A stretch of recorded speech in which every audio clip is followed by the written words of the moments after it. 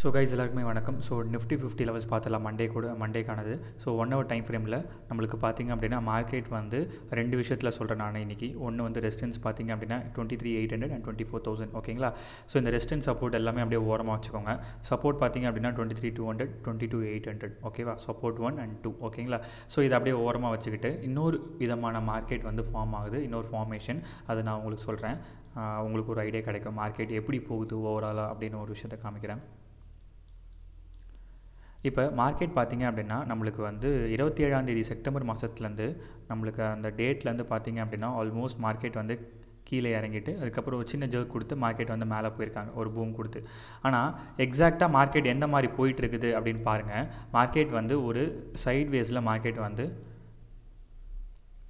Move பண்ணிகிட்ருக்காங்க. அப்படின்னு போகும்போது மறுபடியும் மார்க்கெட் வந்து கீழே இறங்குது அப்படின்னா கண்டிப்பாக மார்க்கெட் வந்து 22,500 22,400 வரதுக்கான வாய்ப்புகள் நிறையாவே இருக்குது. ஸோ அதனால் முக்கியமாக ஞாபகம் வச்சுக்கோங்க. இந்த மாதிரி ஃபார்ம் ஆகுச்சு அப்படின்னா என்னோடய ப்ரிடிக்ஷன் சொல்கிறேன், இந்த மாதிரி ஃபார்ம் ஆகிட்டு இருக்குது. ஸோ அப்படி ஃபார்ம் ஆச்சு அப்படின்னா கண்டிப்பாக அடுத்த டார்கெட் நல்லா நோட் பண்ணிக்கோங்க. 22,400 அதிகபட்சம் போகலாம். 22,400 22,500 அப்படி அது முடிஞ்சதுக்கப்புறம் என்ன நடக்கும் அப்படின்னு கேட்டிங்கன்னா மறுபடியும் மார்க்கெட் வந்து மேலே வர ஆரம்பிக்கும்.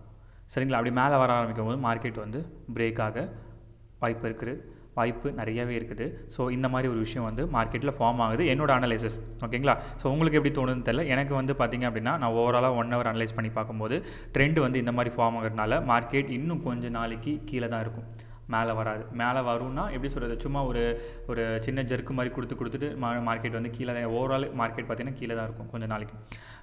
ஃபஸ்ட்டு அதுக்கப்புறம் பார்த்திங்கன்னா 22,400 டச் பண்ணதுக்கப்புறம் 22,400 இல்லை 22,500 டச் பண்ணதுக்கப்புறம் மறுபடியும் மார்க்கெட் வந்து ரிவர்சல் ஆகிறதுக்கான வாய்ப்புகள் நிறையா இருக்குது. சரிங்களா. ஸோ ரொம்ப ரொம்ப முக்கியமான விஷயம், நோட் பண்ணிக்கோங்க. தேங்க்யூ.